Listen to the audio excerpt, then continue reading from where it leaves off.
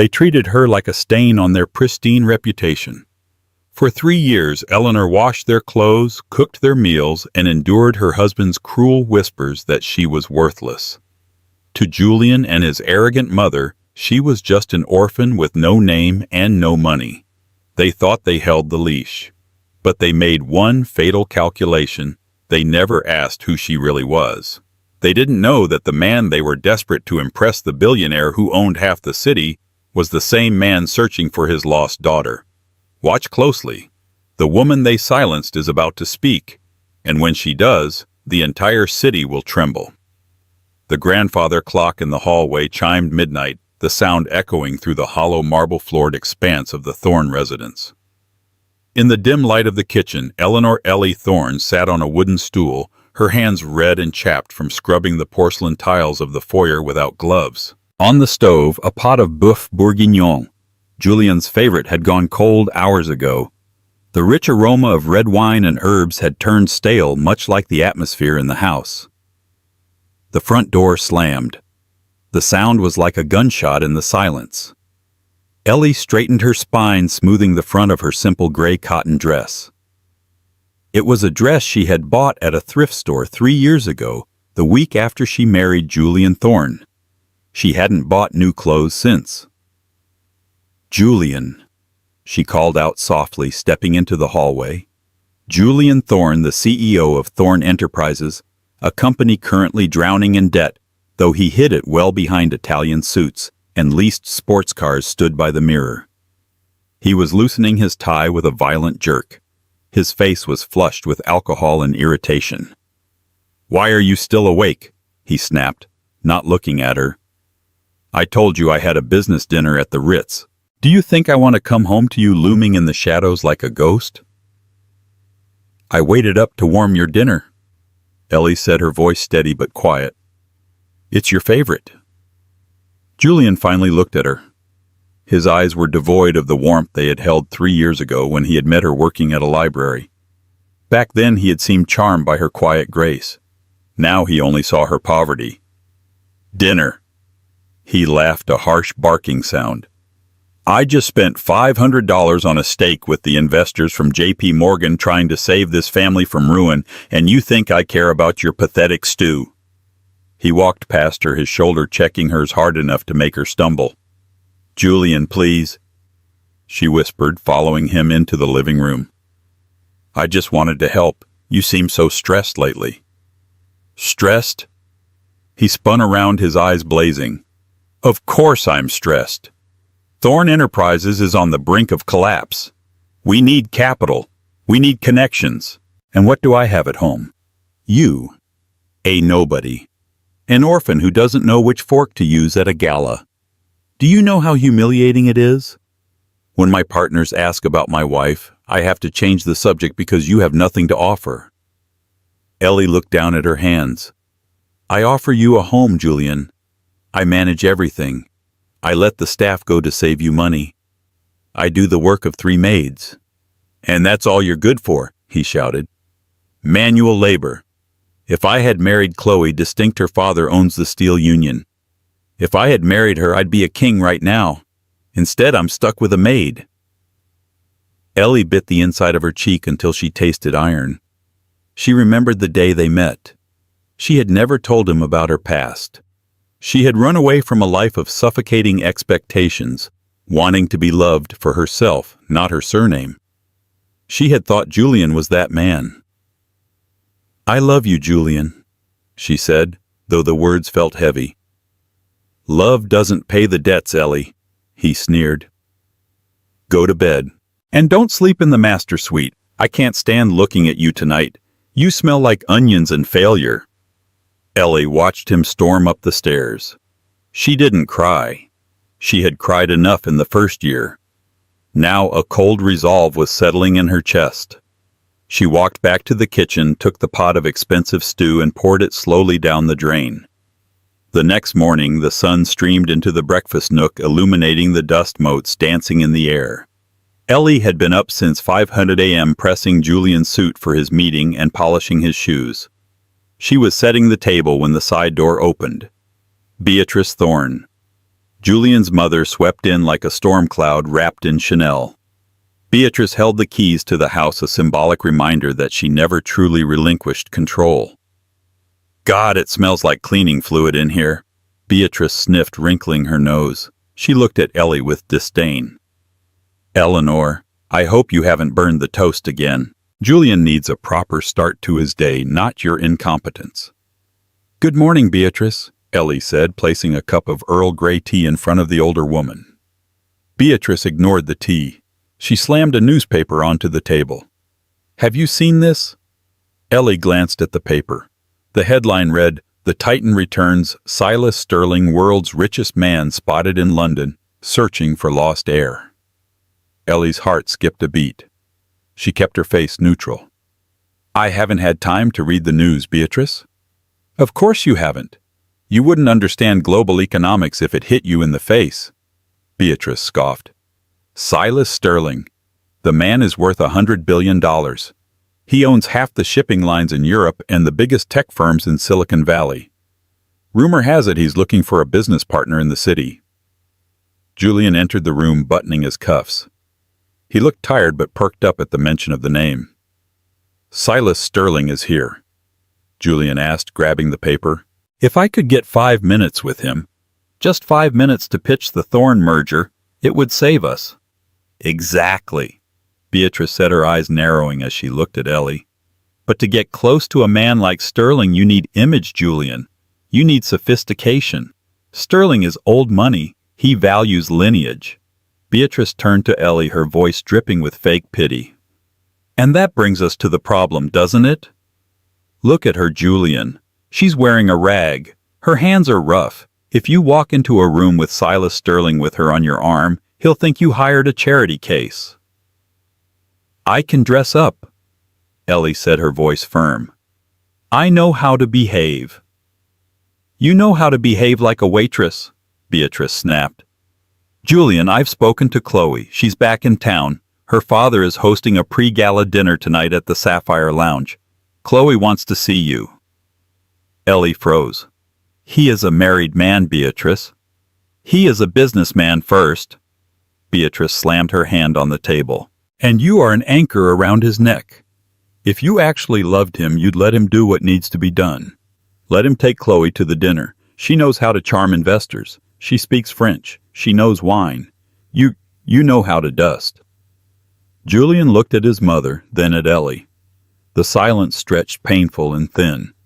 Ellie waited for him to defend her, to say that she was his wife and that was enough. Instead, Julian sighed. Mom is right, Ellie. What? Ellie whispered. It's just business, Julian said, avoiding her eyes. Chloe can help me secure a meeting with Sterling's people. You would just make things awkward. Stay here tonight. Clean the library. The dust is triggering my allergies. He grabbed his briefcase and kissed his mother on the cheek. He walked past Ellie as if she were a piece of furniture. Don't wait up, he threw over his shoulder. Beatrice smiled, a cruel, thin-lipped expression. Make sure you scrub the baseboards, dear. It's good for your character. When they left, Ellie stood alone in the silence. She looked down at the newspaper at the blurry photo of the silver-haired man stepping off a private jet. Hello, Daddy, she whispered to the empty room. 3 days passed. Julian barely spoke to Ellie, returning home late every night smelling of expensive perfume that Ellie couldn't afford. It was Chloe's scent, Yves Saint Laurent. On Thursday afternoon, a courier arrived at the door. It was a heavy cream-colored envelope with gold leaf edges. Ellie signed for it. It was addressed to Mr. Julian Thorn and guest. She opened it carefully. You are cordially invited to the Sterling Masquerade Ball, hosted by Silas Sterling. Saturday, 8:00 p.m., the Grand Ballroom, the Dorchester Hotel. This was it, the most exclusive event of the decade, the event where Silas Sterling would announce his next big move. Ellie placed the invitation on the silver tray in the hallway. When Julian came home that evening, Beatrice was with him again. They were laughing, a sound Ellie hadn't heard from Julian in years. I'm telling you, Julian, Beatrice was saying, Chloe has arranged everything. She spoke to the organizer. We're in. They stopped when they saw the invitation on the tray. Julian snatched it up, his eyes widening. This is it, he breathed. The Sterling ball. Beatrice, look, we're invited. Finally. Beatrice clapped her hands. This is your chance. You need to wear your tuxedo. And Chloe, oh, Chloe has that magnificent red Valentino gown. You two will look like royalty. Ellie stepped out from the kitchen. The invitation says, Mr. Thorne and guest Julian. Julian jumped as if surprised she was there. Yes, and I am your wife, Ellie said. I should be your guest. Beatrice let out a sharp, incredulous laugh. You at the Sterling ball. Oh, you poor deluded girl. This is an event for the elite, for billionaires and royals. Do you even own a gown? No. Do you have jewelry? No.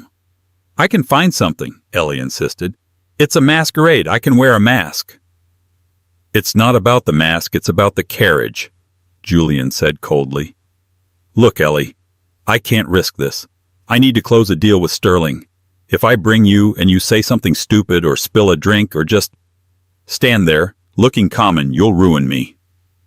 I won't ruin you, Ellie said, her voice trembling with suppressed rage. I might surprise you. The only surprise I want is a signed contract, Julian snapped. I'm taking Chloe. She knows these people. She belongs in that world. You belong here keeping the house warm. If you take another woman to that ball, Ellie said, her voice dropping an octave, becoming eerily calm, don't expect me to be here when you get back. Julian scoffed, walking closer to her. He loomed over her, using his height to intimidate. Is that a threat? You have nowhere to go, Ellie. You have no family, no money, no skills. If you leave, you'll be on the street in a week. So stop with the drama. I'm taking Chloe. It's decided. Beatrice smirked. And while we are gone, Eleanor washed the curtains in the guest room. Chloe might need to stay over if the party runs late. We wouldn't want her to sneeze. The cruelty of it, asking her to clean a room for his mistress, was the final blow. Something inside Ellie snapped. It wasn't a loud snap like a breaking branch. It was a quiet, metallic click, like a lock turning. Okay, Ellie said softly. I understand. Good, Julian said, adjusting his tie in the mirror. Glad you're finally seeing reason. They left the room to discuss strategy for the ball. Ellie walked upstairs to the small attic room where she kept her meager belongings. She reached under the loose floorboard in the corner, the only secret she had kept in this house. She pulled out a small velvet pouch. Inside was a phone. It was an old model, but the battery was fully charged. There was only one number saved in the contacts. She dialed. It rang once, twice. Then a deep, gravelly voice answered, a voice that commanded boardrooms and silenced prime ministers. This line is for emergencies only, the voice said. Daddy? Ellie whispered, a single tear finally rolling down her cheek. There was a pause on the other end, a silence so heavy it felt like the world stopped spinning. Then the voice broke, filled with an emotion the world never saw from the Iron Tycoon. Eleanor, is that my Ellie bug? It's me, Daddy, she said. I think I'm ready to come home, but first, I need a favor. Anything. Silas Sterling said, the steel returning to his voice, but this time it was protective steel. Name it. I'll buy the country if you ask. I don't need a country, Ellie said, her eyes hardening as she looked at the photo of Julian and herself on the nightstand, a photo he had turned face down. I need a dress, and I need to make an entrance. Friday morning arrived with a gray, oppressive sky. The Thorne household was in a frenzy of preparation for the following night's ball. Julian and Beatrice were barking orders at the hired cleaning service, having decided that Ellie was too slow to prepare the house for Chloe's potential stay.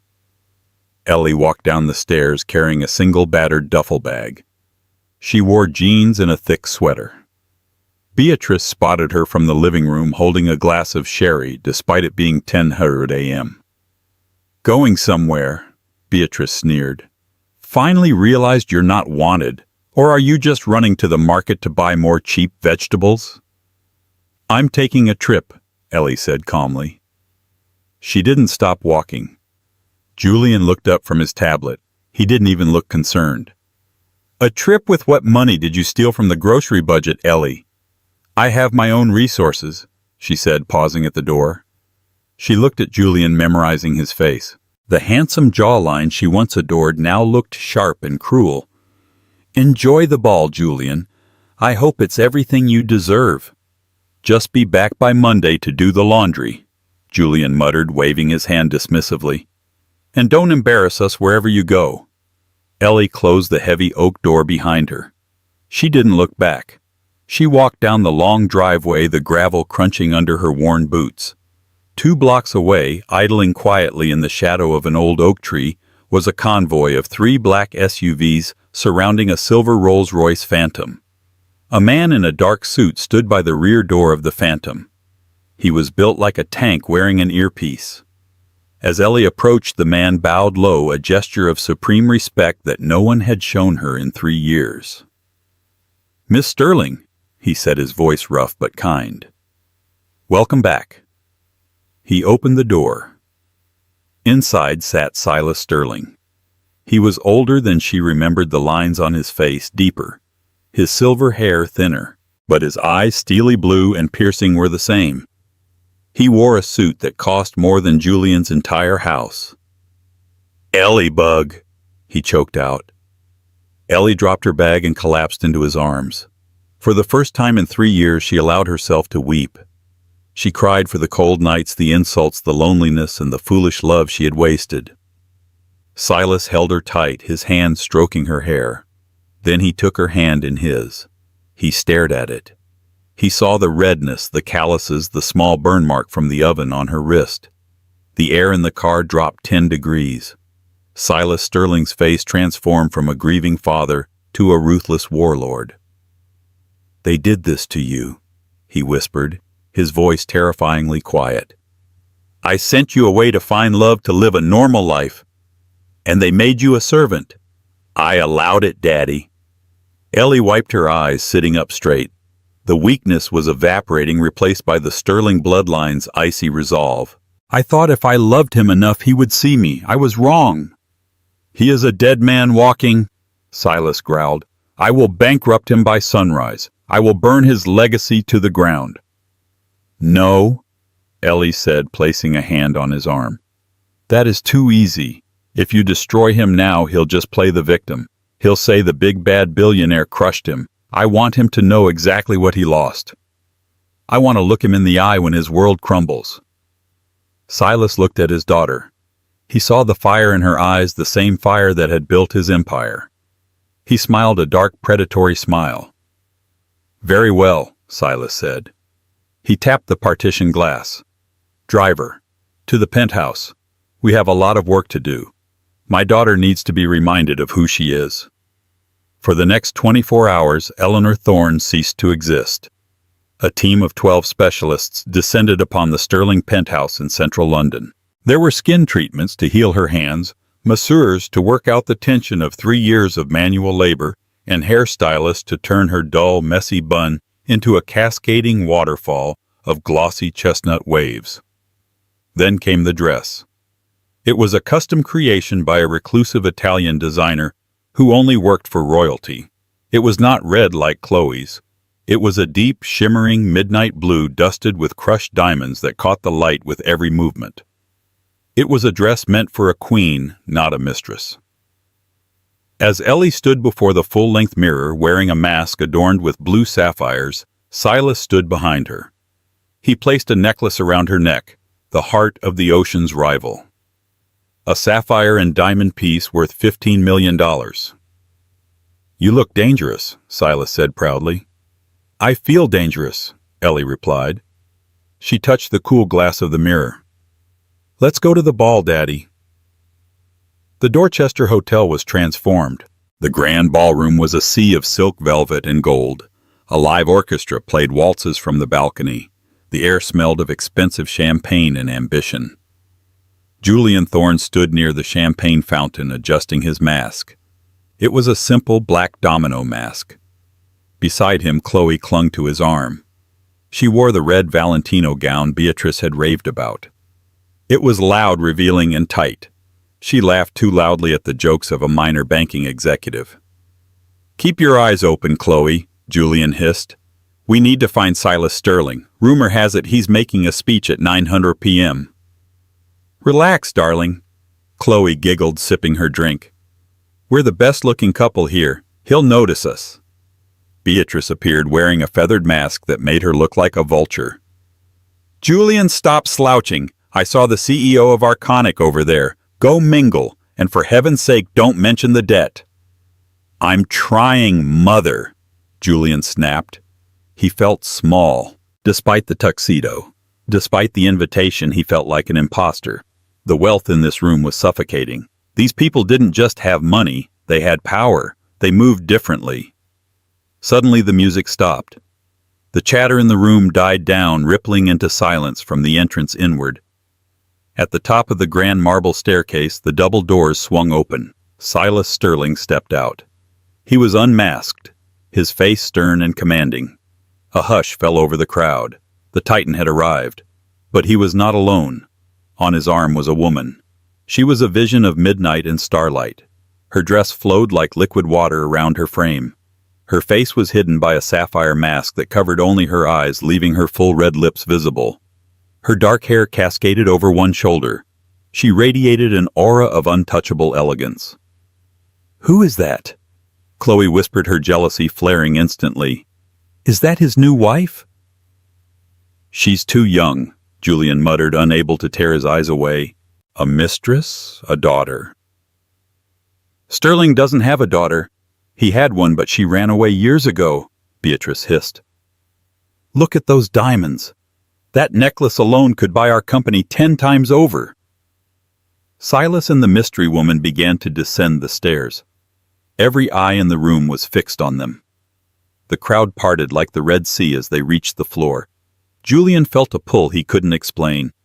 There was something about the woman's posture, the arch of her neck, the way she held her head high that felt hauntingly familiar yet completely alien. It was the confidence. He had never seen a woman with that much confidence. Silas stopped in the center of the room. A microphone was handed to him. "Welcome," Silas boomed. "Tonight is a night of new beginnings. I have returned to London to find a successor, a partner who understands the true value of loyalty and integrity." He looked around the room, his eyes lingering for a fraction of a second on Julian, though Julian didn't notice. "Enjoy the evening," Silas said, "and allow me to introduce my companion for the night, Lady Vengeance." A ripple of nervous laughter went through the crowd at the strange name. The orchestra struck up a waltz. "Go!" Beatrice shoved Julian. "Ask her to dance. If she's his companion, she's the key to his ear." "But I'm with Chloe," Julian said weakly. "Forget Chloe," Beatrice hissed. "Chloe is a diversion. That woman is the target. Go!" Julian straightened his jacket. He left Chloe standing there, her mouth open in shock, and made his way toward the woman in blue. Ellie saw him coming. She knew he would. Julian was a moth, and money was the flame. She stood by a pillar, sipping sparkling water. Silas had stepped away to speak to the Prime Minister, leaving her as the bait. "May I have this dance?" Ellie turned slowly. Julian stood there extending a hand. He put on his best charm smile, the one that had made her fall in love with him in that library 3 years ago. She didn't take his hand immediately. She let him wait. She let him sweat. "Do I know you, sir?" she asked. She pitched her voice slightly lower, adding a sultry, breathless quality to it. "I am Julian Thorne," he said, puffing out his chest. "CEO of Thorne Enterprises." Thorne. Ellie tapped her chin with a gloved finger. "I've heard that name. Struggling with supply chains in the East, aren't you?" Julian stiffened. "Temporary setbacks. We are poised for a massive comeback. I'd love to tell you about it. During a waltz." Ellie placed her hand in his. "Very well, Mr. Thorne. Entertain me." He led her to the dance floor. He placed a hand on her waist. Ellie suppressed a shudder of revulsion. His touch, once her greatest comfort, now felt like a brand. They began to move. Julian was a good dancer. It was one of the few things his mother had successfully taught him. "You seem very close to Mr. Sterling." Julian ventured, pulling her slightly closer than was proper. "He values my opinion," Ellie said, enigmatic. "He listens to me when he decides which companies to save and which to crush." Julian's eyes lit up with greed. "Then I am lucky to be dancing with you. You know you are incredibly captivating. Have we met before your eyes?" "I have a common face," Ellie said dryly. "Hardly." Julian laughed smoothly. "You are the most stunning woman in this room, far superior to the company I arrived with." Ellie's heart hardened into a diamond. "Oh, I saw you with a lady in red. Is she not your wife?" "Chloe." "No, heavens, no." Julian scoffed. "Just a friend. A business associate." "So you are unmarried?" Ellie asked, baiting the trap. Julian hesitated. This was the moment. The crossroads. "I am separated," Julian lied smoothly. "It was a mistake, a youthful indiscretion. I married a woman. Well, she is a simple creature. A maid, essentially. She doesn't understand my world. She doesn't understand this." He gestured around the ballroom. "It's been a burden. I'm actually in the process of annulment. I need a partner who is my equal. Someone like you." Ellie felt the bile rise in her throat. He wasn't just cruel, he was a coward. He was erasing her existence to impress a stranger. "A maid?" Ellie said, her voice sharp. "That sounds tragic. Did she not love you?" "Love?" Julian laughed, and it was the same cruel bark from the kitchen. "She was obsessed with me. It was pathetic, really. She would wait up all night with cold soup. She had no ambition, no spark. Honestly, looking at you, I realize I've been starving for a real woman." He leaned in his lips, brushing her ear. "You could change my life, my lady. I feel a connection. Do you—" Ellie stopped dancing. They were in the center of the floor. "I do feel a connection, Julian," she said, using his name without the Mr. "I feel that you are about to get exactly what you deserve." Julian blinked, confused by the sudden shift in her tone. I don't understand." Suddenly the music cut out. A spotlight hit the center of the room, blinding Julian. Silas Sterling was on the stage again. "Ladies and gentlemen," Silas's voice boomed, "I promise to reveal. I promise to name my partner." Julian looked at the stage, then back at the woman in his arms. "He's going to announce it. If you put in a good word for me." "I already have," Ellie whispered. "My partner," Silas continued, "is the only person I trust with my empire. She is the strongest woman I know. She survived poverty. She survived humiliation. She survived a man who treated her like garbage while living off her labor."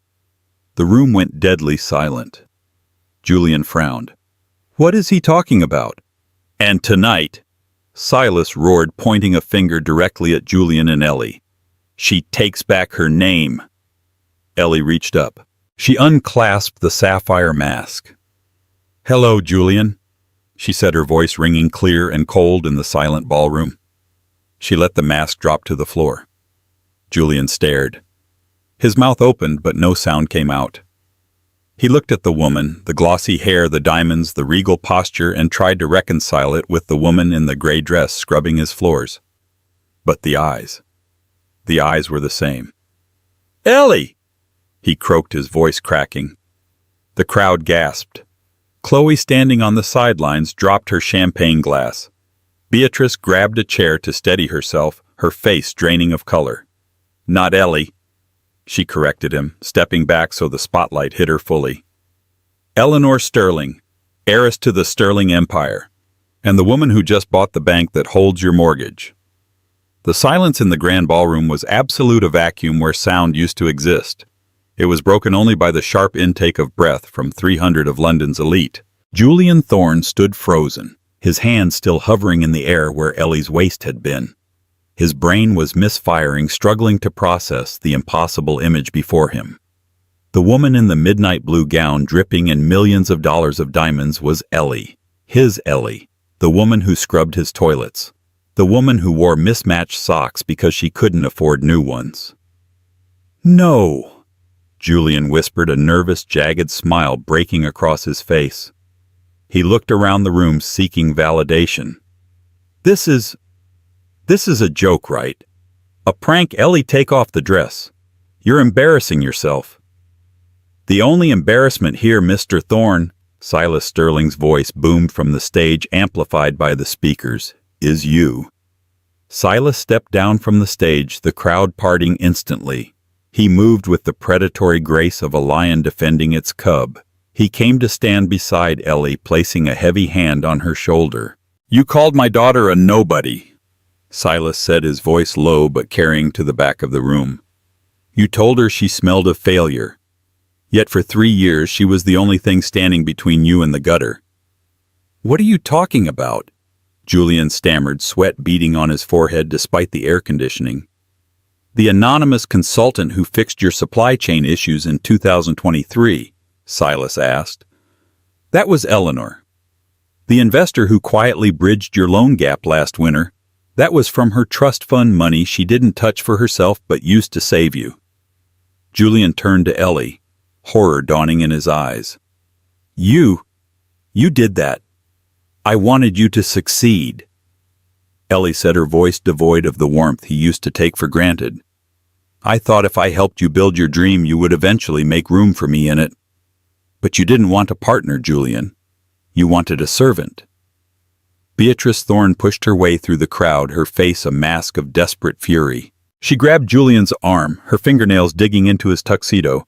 "She's lying," Beatrice shrieked, pointing a shaking finger at Ellie. "She's a fraud, Silas. You've been duped. This girl is nothing. We took her in when she had nothing. We gave her a roof over her head. You gave her a cage," Ellie snapped, turning on her mother-in-law. The diamonds around her neck flashed like cold fire. "You fired the staff and made me clean a 10-bedroom house alone. You inspected the dust on the mantels with a white glove. You mocked my parents, who I told you were dead, calling them irresponsible breeders for leaving me an orphan. Well, Beatrice, my father is standing right here. Would you like to repeat that to his face?" Beatrice looked at Silas Sterling, the man who could buy and sell her entire lineage before breakfast, and shrank. Her mouth opened and closed like a fish out of water. I, Beatrice stammered. "Mr. Thorne," Silas interrupted, checking his Patek Philippe watch. "I believe I mentioned the bank. My acquisitions team finalized the purchase of the Horizon Trust this afternoon. That is the bank that holds the mortgage on your estate, is it not?" Julian went pale. "Yes, but we have an agreement. A grace period." "That agreement was contingent on the good character of the borrower," Silas said coldly. "And frankly, I find your character repugnant. I'm calling the loan, in full, tonight." "Tonight?" Julian screamed. "That's illegal! That's impossible! You can't just— I'm Silas Sterling."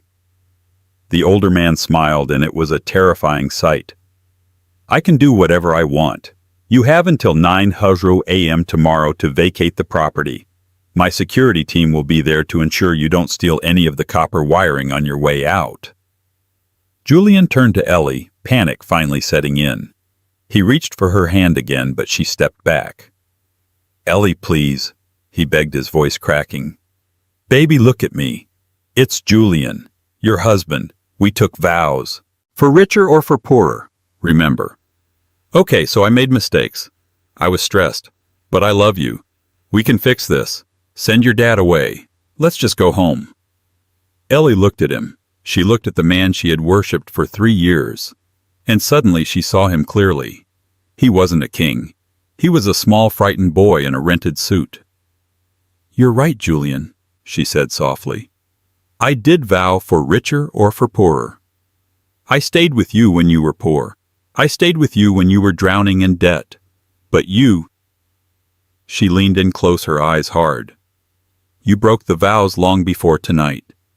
You didn't want me when I was Ellie the maid. You don't get to have me when I am Eleanor Sterling." She turned to the security guards. "Remove them," she said calmly. Two massive guards stepped forward. One grabbed Julian by the elbow, the other took Beatrice. "Get your hands off me!" Beatrice screeched as she was dragged toward the exit. "I am a thorn. I am a thorn. Ellie! Ellie!" Julian shouted, twisting in the guard's grip. "I love you. I'm sorry. Don't do this." As they were hauled out of the ballroom, kicking and screaming, the orchestra hesitated.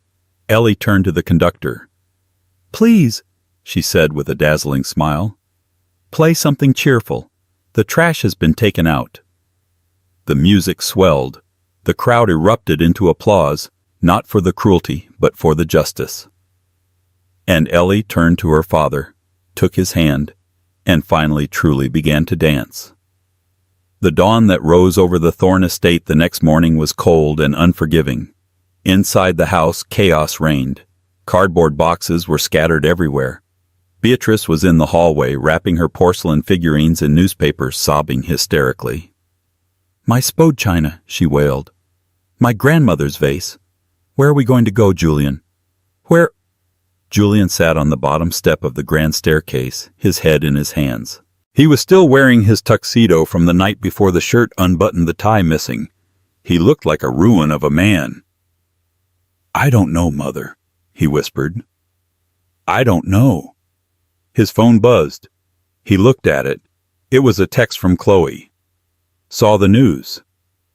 Don't contact me again. I can't be associated with a public scandal. Good luck with your maid." He threw the phone against the wall. It shattered. "That girl!" Beatrice spat, wiping her mascara-stained eyes. "She planned this. She's a witch. How dare she? After everything we did for her. We treated her like a slave mother." Julian suddenly roared, standing up. The truth finally burst out of him, fueled by exhaustion and ruin.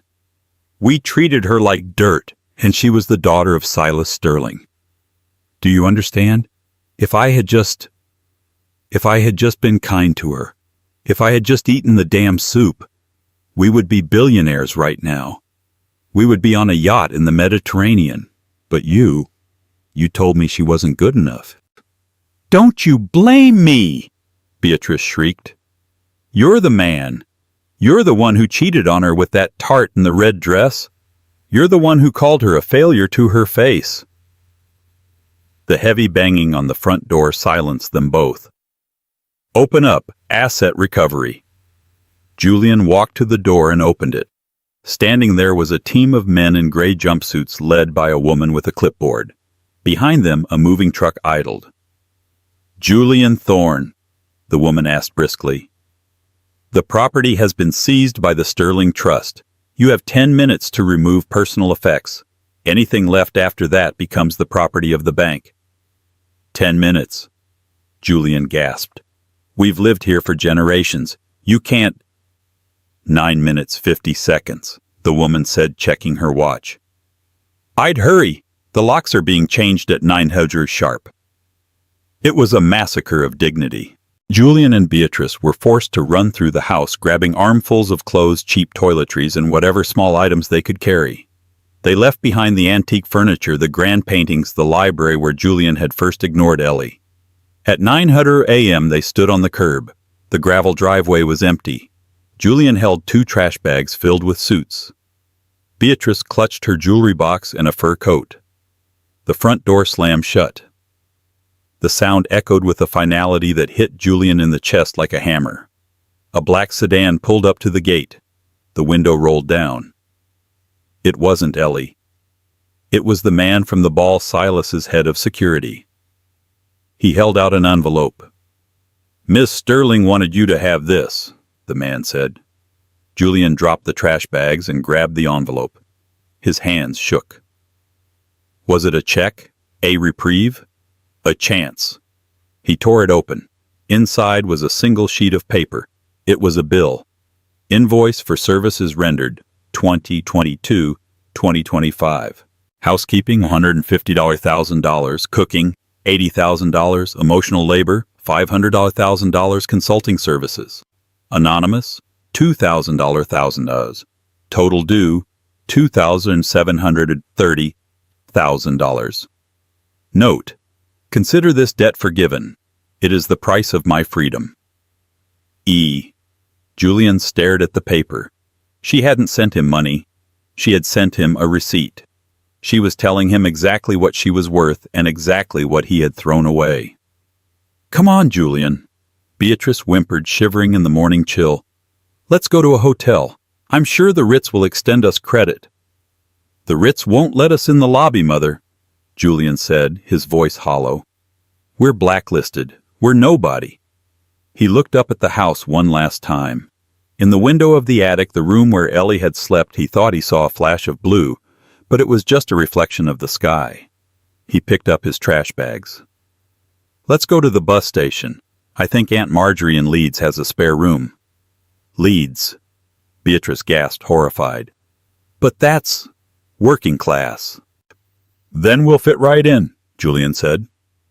And he began to walk the gravel, crunching under his expensive Italian loafers, which were already starting to pinch. 6 months had passed since the night the Thorne dynasty crumbled, but for Julian time had become a sluggish, painful loop. The winter in London was particularly brutal that year. In a cramped third-floor walk-up in a decaying building on the outskirts of Leeds, the radiator hissed and rattled, providing more noise than heat.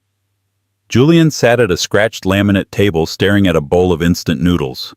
The irony was not lost on him. He used to complain that Ellie's homemade bœuf bourguignon wasn't gourmet enough. Now he was eating sodium-packed sludge because it cost 40 pence. In the corner of the room on a mattress pushed against the peeling wallpaper, Beatrice sat wrapped in her old fur coat. The coat was the only thing she had refused to sell, though it was now matted and smelled of mothballs. She was watching a small portable television, her eyes glassy. "Julian," she croaked, her voice raspy from a lingering cough she couldn't afford to treat properly. "Turn the channel. They're showing a rerun of that gala at the Dorchester. I can't bear to look at it." "The remote is broken, Mother," Julian said, his voice flat. "Just close your eyes." He looked down at his hands. They were no longer the manicured soft hands of a CEO who spent his days signing documents. They were red, chapped, and covered in small cuts. His fingernails were broken. For the past 4 months, Julian had been working for the city council on a 0-hours contract. He was a sanitation worker. He swept streets, cleared gutters, and salted icy pavements for minimum wage. "I saw Chloe today," Beatrice murmured, lost in her own delusion. "In a magazine. She's marrying a viscount." "Stop it," Julian snapped, standing up. The chair scraped loudly against the linoleum. "Chloe didn't want me, Mother. She wanted the Thorne name, and thanks to you and my own stupidity, that name is mud." "Don't you blame me?" Beatrice shrilled, clutching her coat tighter. "If that girl hadn't deceived us—" "She didn't deceive us," Julian shouted, a vein throbbing in his temple. "She was right there. She was cleaning your mess. She was cooking my food. We were just too blind and arrogant to see her." He grabbed his high-visibility jacket from the hook by the door. "I'm going to work. Don't wait up." He slammed the door, shutting out her whimpering, and stepped out into the freezing pre-dawn darkness. The cold air bit his face, but it was preferable to the suffocating atmosphere of the flat. Miles away in the heart of London, a very different morning was breaking. Eleanor Sterling stood on the balcony of the Sterling penthouse, wrapped in a cashmere robe, watching the sunrise paint the city in hues of gold and pink. She held a steaming cup of artisan coffee, the warmth seeping into her fingers. "Nervous." She turned to see Silas Sterling standing in the doorway. He looked healthier than he had in years. The stress of the search for his daughter finally lifted from his shoulders. "A little," Ellie admitted, smiling. "The press will be there. The mayor. It's a big step." "It's a necessary step," Silas said, walking over and kissing her forehead. You've turned your pain into a fortress for others, Ellybug. The New Beginnings Foundation is going to change thousands of lives. Ellie nodded, looking back at the city. I used to think my life was over when I was in that house, Daddy. I thought I was worthless because Julian told me I was. I want to make sure no other woman ever believes that lie. You are the strongest woman I know, Silas said softly. Now go get dressed. The world is waiting for Eleanor Sterling. 2 hours later, a sleek motorcade pulled up to a beautifully renovated Victorian building in Kensington. A crowd of reporters and photographers was already gathered behind velvet ropes. The flash bulbs erupted like a lightning storm as Ellie stepped out of the car.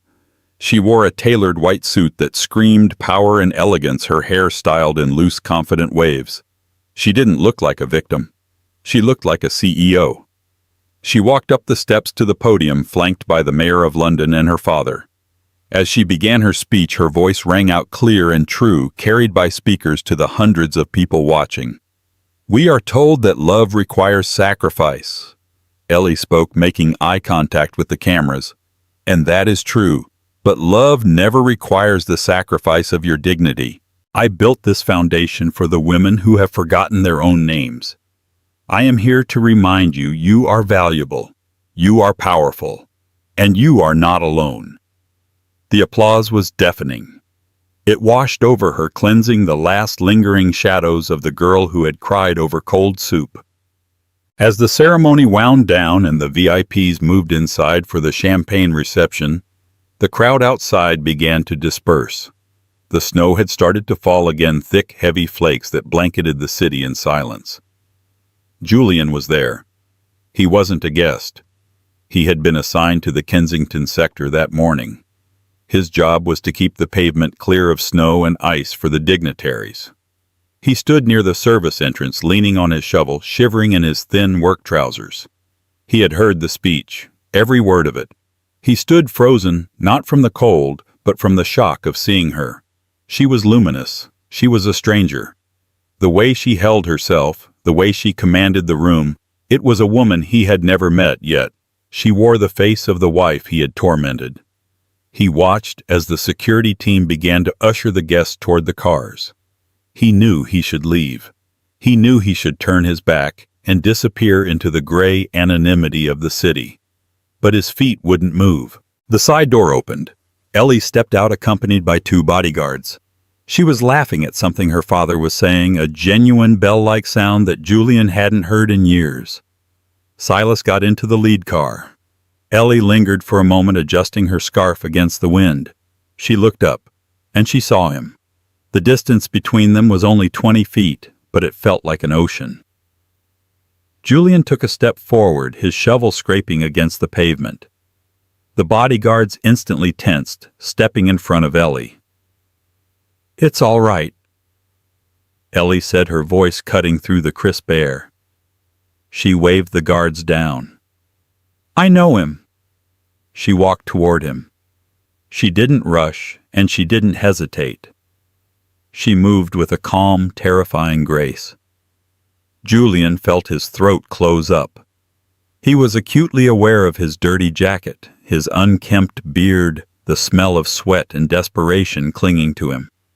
He looked at her flawless white suit, terrified he might smudge it just by breathing near her.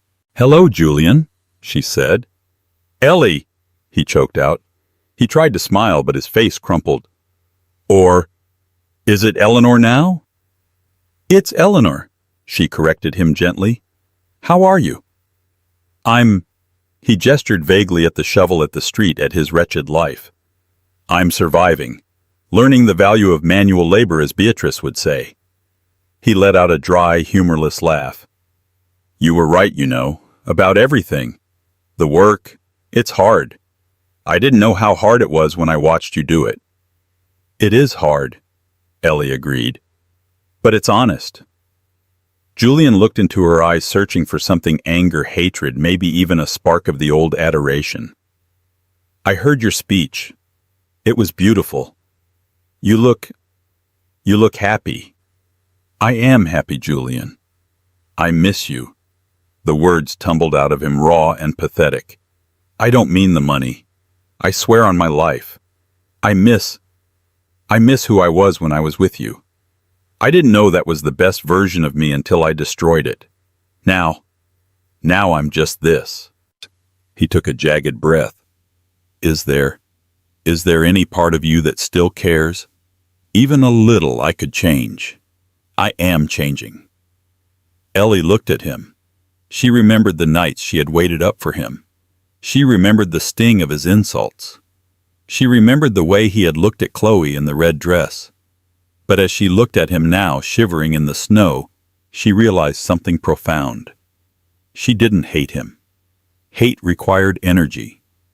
Hate required passion. "Julian," she said softly, "do you remember the night of the ball when you told me I smelled like failure?" Julian flinched as if she had slapped him. "I was drunk. I was an idiot. I didn't mean it."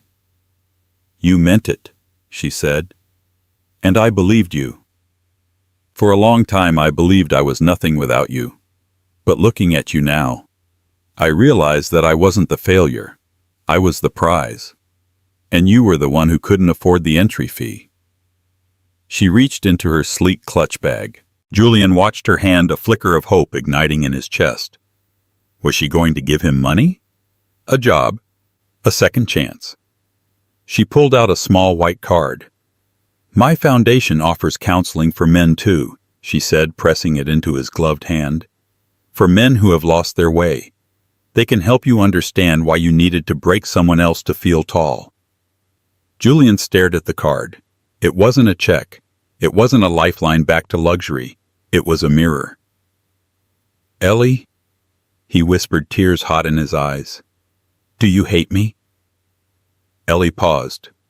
She looked past him at the skyline of the city she now owned a piece of, at the future stretching out before her. "No, Julian," she said, and her voice was the kindest, coldest thing he had ever heard. "Hate would imply that you still have power over me. I don't hate you. I don't love you. I don't think about you at all." She turned around. "Goodbye, Julian." "Ellie," he called out, panic rising in his chest as she walked away. "Wait, just tell me one thing. Did you ever really love me?"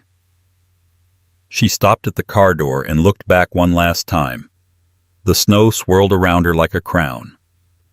"I loved the man I thought you were," she said, "but he never existed." She slipped into the warm leather interior of the Rolls-Royce. The door closed with a solid, expensive thud. Julian stood alone on the pavement. The car pulled away, merging into the traffic, disappearing into the gray London afternoon. He was left with nothing but the cold wind, the dirty snow, and the realization that he was exactly where he belonged. He looked at the card in his hand. New beginnings. He crushed it in his fist, dropped it into the gutter, and picked up his shovel. There was still ice on the ground, and he had work to do. And that is the story of how Eleanor Sterling turned her pain into power. She taught Julian and his cruel mother a lesson they would never forget, that true worth isn't found in a bank account, but in the heart. Julian spent his life chasing gold only to realize he had thrown away a diamond. What did you think of Ellie's revenge? Do you think she should have forgiven Julian at the end, or did he get exactly what he deserved? I want to hear your thoughts in the comments below. Let's start a debate. If you enjoyed this story of justice, romance, and drama, please smash that like button. It really helps the channel grow. Don't forget to share this video with a friend who needs a satisfying revenge story, and hit subscribe with the notification bell turned on so you never miss you.